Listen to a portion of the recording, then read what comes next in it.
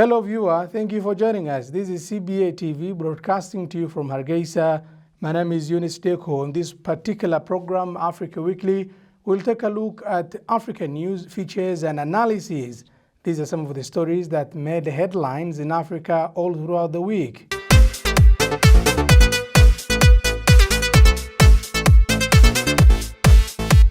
"89 Niger soldiers killed by militant attack on a camp."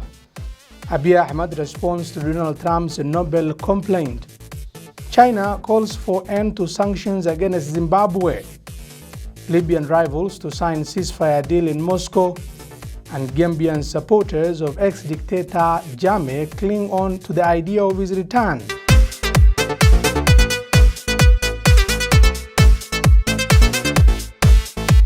And on your weekly African news update, we start with Niger, where a jihadist attack on a military camp in western Niger 3 days ago left 89 soldiers dead, according to a news toll announced by the government on public radio on Sunday. After thorough search, the toll has been established as 89 dead among friendly forces and 77 dead for the enemy, said spokesman Zakaria Abdurrahman. 3 days of national mourning have been declared to honor the dead. The previous toll given for Thursday's attack on the Chinedegor camp was 25 soldiers killed. Heavily armed militants had stormed the military base in an area where dozens also died in a previous jihadist attack. The raid near the volatile frontier with Malawi was carried out by attackers in vehicles and on motorbikes.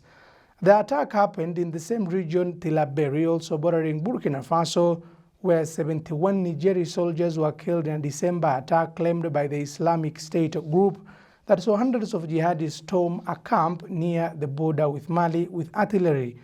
The latest attack in the deadliest on Nigeria's military since Islamist extremist violence began to spill over from neighboring Mali in 2015.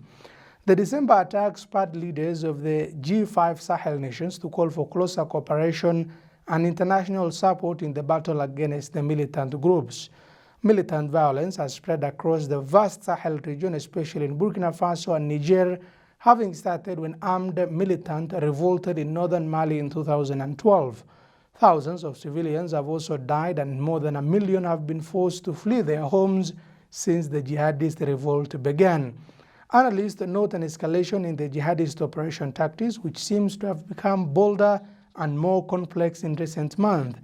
Ranged against them are the improvised armies of Chad, Burkina Faso, Mali, Mauritania, and Niger, plus a 4,500-man French force in the Sahel and 13,000-man UN force in Mali, MINUSMA. Sahel region of Africa lies to the south of Sahara Desert and stretches across the breadth of the African continent.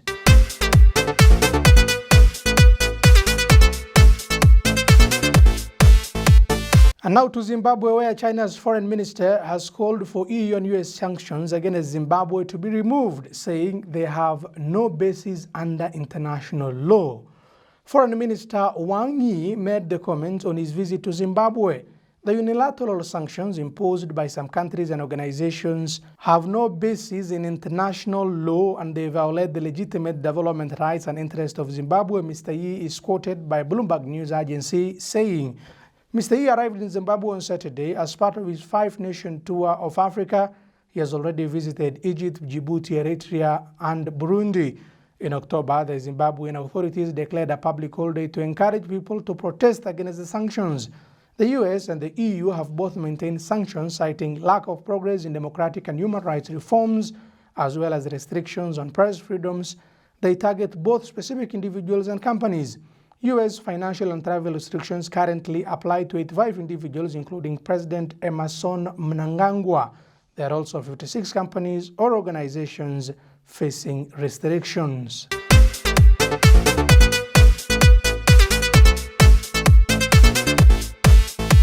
And now to one of the biggest stories that made headlines in Africa this week. This story is about the Ethiopian Prime Minister, Dr. Abiy Ahmed, who has responded to the President of the U.S., Donald J. Trump. Ethiopia's Prime Minister Abiy Ahmed has responded after U.S. President Donald Trump appeared to take credit for Mr. Abiy's Nobel Peace Prize. Mr. Abiy has said he did not have any clue about the criteria and how the Nobel Committee select an individual for the prize. So he said that if Mr. Trump wanted to complain, he must go to the Nobel Committee in Oslo. Take a look at what Abiy Ahmed said in South Africa. To be honest, I don't have any clue about the criteria, how the Nobel Committee select an individual for the prize. So the issue of President Trump must go to the Nobel Prize Committee. I'm not aware how they elect or select someone to provide the prize. And I'm not working for the prize. I'm working that peace is a very critical thing for our region. And if they recognize, and if President Trump complained, it must go to Oslo, not to Ethiopia. Thank you very much.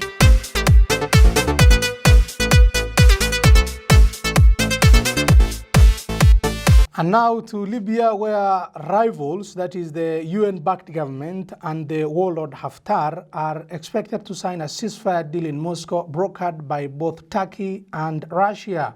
Libya's warring rivals are expected to sign a deal on the terms of an internationally brokered ceasefire on Monday in the Russian capital, Moscow. This is according to AFP news agency.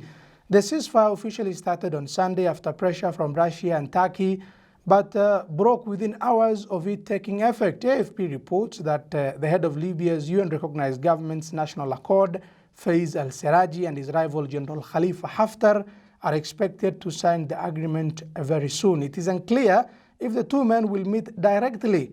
Mr. Serraji has the backing of Turkey, Qatar, the most Western powers, while General Haftar's key allies are Egypt, Saudi Arabia, the United Arab Emirates, Jordan, and Russia. Libya has been rocked by conflict since 2011 uprising, which ousted long-term strongman Colonel Muammar al-Gaddafi. Turkish President Recep Tayyip Erdogan and his Russian counterpart Vladimir Putin called for a ceasefire when they met in Istanbul last week. Turkey last week sent troops to help Government of National Accord forces.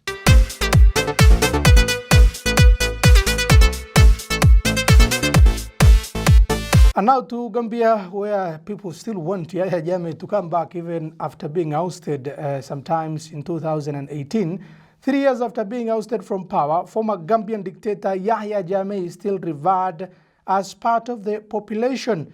This is despite the damning testimonies had at the Truth, Reconciliation and Repatriation Commission, the body responsible for investigating crimes committed during his regime. While the former tyrant now lives in exile in Equatorial Guinea, hardcore supporters of his party, the APRC, still live in hope of his return. Former Gambian dictator Yahya Jammeh lost the country's presidential elections on December 1st, 2016. The event marked the end of a brutal regime that lasted 22 years in this tiny West African state, entirely surrounded by Senegal. But 3 years on, die-hard fans still sing the praises of the one-time tyrant, now in exile in Equatorial Guinea. He is the only president who can develop the country. He is the only president who will know that when we speak with him, he will know what we are talking about. He will understand what we are talking about. A body called the Truth, Reconciliation and Reparations Commission, or TRRC, was set up to investigate crimes committed under the Jammeh regime. It has heard shocking testimony, including from hitmen who say they carried out dozens of murders for the regime. Harrowing allegations of torture also feature prominently, and Jammeh himself has been accused of rape. But supporters reject these accusations out of hand, and are confident that the APRC, the former ruling party, will bounce back. This can show it by yourself. The crowd and the people that show their love, the TRRC, this will show them that still now people love the former president. Jammeh's party drew thousands of supporters for its annual rally in a show of strength for a party that has only 5 seats in the 58-seat parliament. Because of the democratic space, now you see that his supporters are very vocal about their support for him. So still, he's seen as the symbol or rallying cause for his supporters, basically. Nearly every night, some of Jammeh's supporters hold meetings, gathering at the house of new party leader Fabakary Tombong Jatta. These meetings are often alive with rumours of Jammeh's imminent return. He has a right to come back, and he will come back. Inshallah, he will soon come back. It's just a matter of time, but he's almost on the way coming. But with evidence against his regime continuing to stack up, If Jammeh ever does decide to return from exile, he would almost certainly be risking prosecution. You're still watching CBA's Africa Weekly. Some of the stories coming up in the next few minutes is Senegal's remote mangrove villages escape cannabis crackdown. Also in Sahel, French troops hunt hidden menace of militant landmines. We also take a look at fighting jihadism in the Sahel, life inside military camps, as well as Kenyan tea producers turn over a new leaf as prices tumble. But before that, we take a short commercial break. I'll be with you in a moment.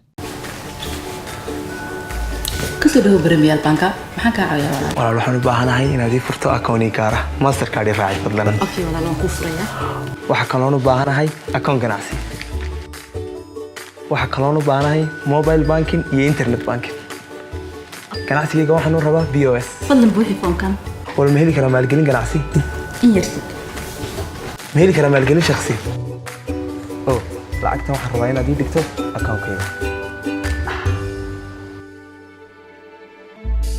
bangiga caalamiga ah ee Premier Bank waxa uu ku hayaa akoon shakhsi ah mid ganacsi adeega mobile banking iyo adeega internet banking BOS maalgelinta lacagaha dibadaha loo diro iyo waxyaabo kale oo badan ku soo dhawo mudane waxaan doonayaa talabaadka ninkaas dalbaday oo dhan in la qabto haddaba ha moogaanina booqo xarunta kuugu dhow kana furo akoon hadda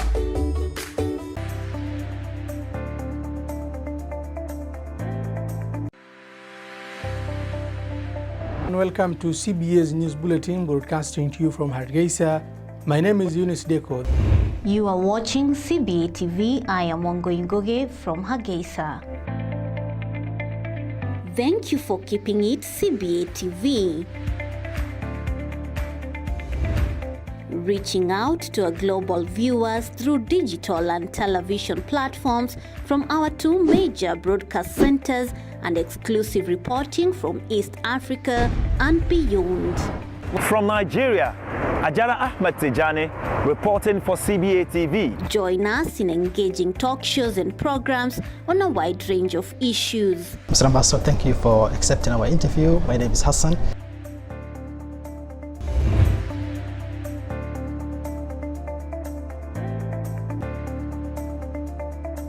I'm Abdullahi Hassan. Welcome to Unscripted. Welcome to Associate, proudly brought to you by CBA TV.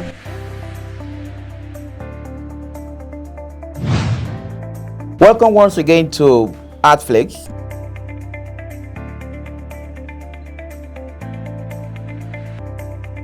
I welcome you to your show, our show, CBA TV News Review.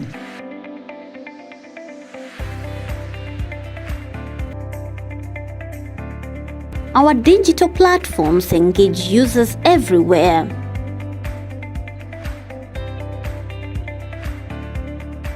We inform, educate, and entertain. We are CBA TV, the voice of East Africa.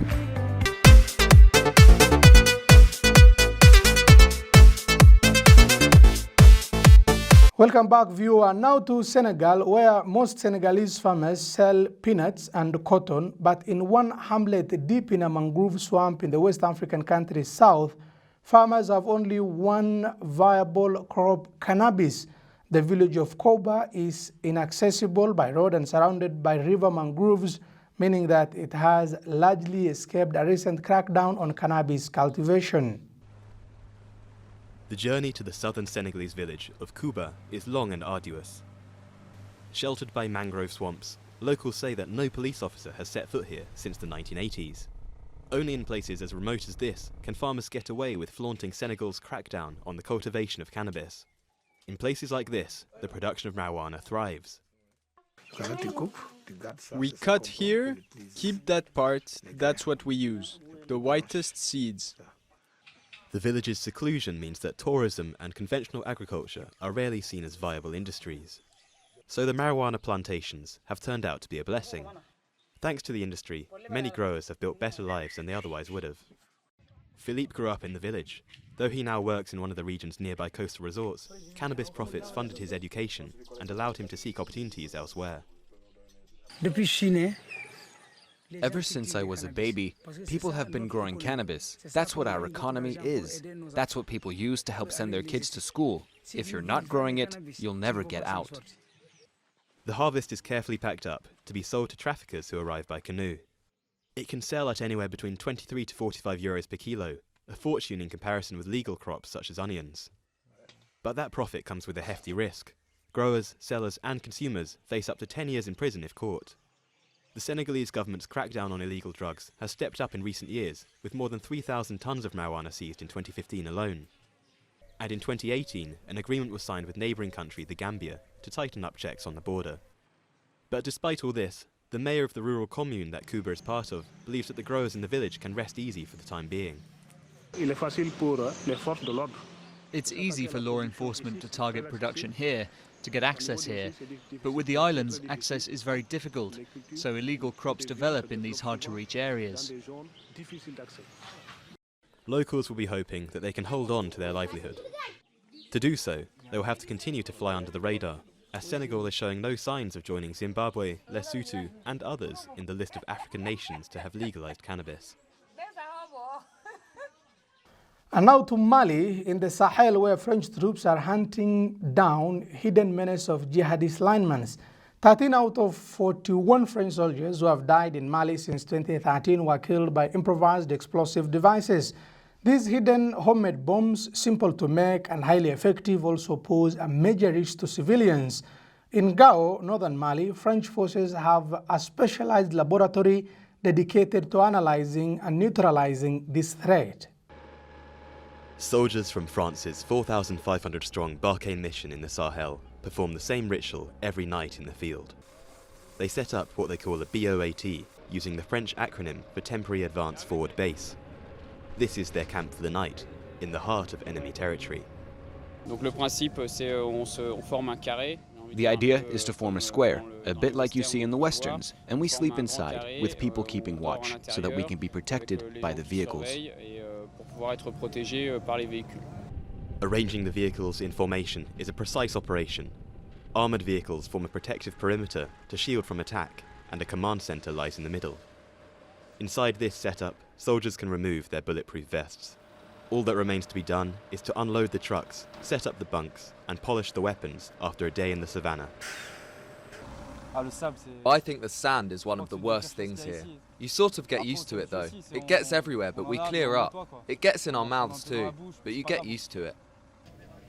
Field missions generally last 2 to 3 weeks. Comfort is minimal, but the soldiers have been trained for these conditions, and few complain. We adapt very easily, and then in the evening when we're more relaxed, we can get out the deck of cards, we can talk, laugh, all while remaining operational on the mission. Even when relaxing, the soldiers remain on permanent alert. In recent weeks, this so-called three-border area between Burkina Faso, Mali and Niger has been plagued by an upsurge in jihadist attacks. We are always on guard. If a warning sounds, I'm off. Bulletproof jacket, helmet, with a little shaving cream still on the nose. We always remain attentive to the slightest warning. The camp came under attack in mid-November. Several pickup trucks carrying men presumed to be jihadists led an assault in the middle of the night. The entire base switched into combat mode. Shots were exchanged until the attackers retreated. In the middle of hostile terrain that the enemy is much more familiar with, the base is a target. So despite their long days, the soldiers take turns to stand guard all night long. We look for clues, we look for lights, we check to see we're not being observed. The soldiers pack up the camp before dawn, after just a few hours sleep. Anything not taken away is burned on site. They then set off again, driving into the evening, when they will set up their next temporary home. And still in West Africa, particularly Mali, where French government, its soldiers and its Western allies are fighting jihadists in the Sahel region. Every evening, French soldiers operating in Africa's Sahel region set up a temporary forward operational base in the middle of enemy territory. It is in these camps, in the difficult conditions and under permanent risks of attack, that the troops live their daily lives. Take a look at their real story on this particular news feature. Treading with utmost caution, French soldiers go over this territory in northern Burkina Faso near the border with Mali with a fine-toothed comb. They must be hyper-vigilant to any sign of improvised explosive devices, or IEDs. Clues could come from anywhere: recently turned soil, an out-of-place wire, or even an abandoned motorbike. There are signs, but then again you're never completely sure. You're always taking a risk. These homemade bombs are simple to make and highly effective, and they're a major threat to soldiers fighting jihadists in Africa's Sahel region. IEDs have killed 13 out of the 41 French soldiers who have died in Mali since 2013. We're seeing the creation of a constant state of insecurity which really hinders the actions and movements of the forces, because with every new deployment or mission, this threat has to be factored into our fears and our operational strategy. In Dekow, a small town in northeastern Mali, which is the French army's main operational base in the Sahel, the force has set up a specialized lab. Suspected devices are brought here for further examination. It's just to ensure the safety of my comrades, because if it were to explode, better that there only be 1 or 2 injured rather than several. All the objects are carefully deconstructed for further analysis. The aim is to build a clear picture of the methods used to better prepare the soldiers on the ground. It's a pressure pad made with things found in the field that they're going to fit with a motorcycle tire, wire, and shards of glass from jars. They're going to assemble all of this to make a switch. Fingerprints and DNA samples are also taken and passed on to other services to track down and arrest those who make the devices and put them in place. French troops hope to one day entirely eradicate this highly unpredictable threat. And now to South Sudan. In many homes around Jebel Boma County in South Sudan, dinner consists of bitter-tasting leaves that can be picked off the bushes outside. The leaves are neither filling nor nutritious, but in South Sudan's Jebel Joma and Pochala counties, there are not much else to eat. Through a combination of ruinous flood, a lack of decent roads, and widespread insecurity, the two countries in Upper Nile region near the border with Ethiopia have been effectively cut off from the rest of South Africa and a reliable food supply. The Integration Food Security Phase Classification released in September 2019 estimated that 5.3 million people in South Sudan, more than half of the population, are in a state of food insecurity. The situation has been bad since the start of South Sudan civil war in December 2013. Fighting has died down since a September 2018 peace agreement, but not stopped. The scarcity is now affecting Boma National Park, a protected area in eastern South Sudan near the Ethiopian border. Local residents say that they found it difficult to arrest poachers because there is no food in the market and none has come from the World Food Programme or other agencies.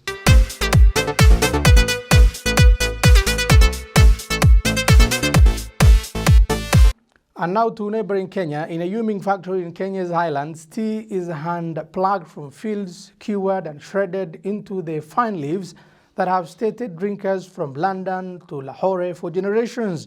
But Kenya's prized black tea isn't fetching the prices it once did, forcing the top supplier of the world's most popular drink to try something new. These women have hand-picked tea in Kenya's highlands for years. The process of curing and shredding the leaves has remained the same for decades. But Kenya's prized black tea is not fetching the prices it once did, forcing the top supplier of the world's most popular drink to try something new. Factory workers are experimenting with a range of boutique teas, deviating from decades of tradition in the quest for new customers and a buffer against unstable prices. Predominantly we produce what they call Cat and Cal, CTC tea. That's what Kenya has produced predominantly. And we are now trying to diversify to orthodox teas, the type that Sri Lanka produces. Now that orthodox tea will enable us to enter new markets such as Russia and those other states around Russia. Workers in Unyeri are being retrained in the production of orthodox tea, a slower, more delicate process that preserves the leaf for a more flavourful result. This range is still being perfected at Gitugi factory with the aim of selling it in new markets where whole leaf tea is savoured. A country like Russia, they look at the blackness of the leaf, but they also want the experience of a good cup of tea. but the key critical item is how the leaf looks like. They prefer bolder whole leaf. The shift towards orthodox teas has been costly, with the change in working culture also proving to be a challenge for farmers and labourers. But with prices for Kenya's traditional, finely cut tea falling, the risk was necessary to take. Tea is a commodity, and as you know, with commodities, prices are very erratic and are ever changing. Unlike costs are forever going up. So to safeguard the smallholder, for KTDA to safeguard the smallholder farmer, one of the things that the board decided was to diversify to other products, starting with black orthodox. The Kenyan tea industry hopes that the shift will bear fruit in the long run, with custom varieties and infusions of orthodox teas often being sold at higher prices. But orthodox and specialty ranges still represent only a tiny fraction of Kenya's tea exports. Critics say that the Kenya Tea Development Agency has been slow to adapt. The decision to branch out into new products was taken in 2000, but by the end of 2019, just 11 of its 69 factories are expected to be producing orthodox tea. And with that story from Kenya, we wrap up our news here on Africa Weekly. My name is Yunis Dekow. Thank you for being with us. On behalf of all those who made this broadcasting possible, thank you for being with us. You can get these stories and much more on our social media platforms and on our website, www.cbatv.net.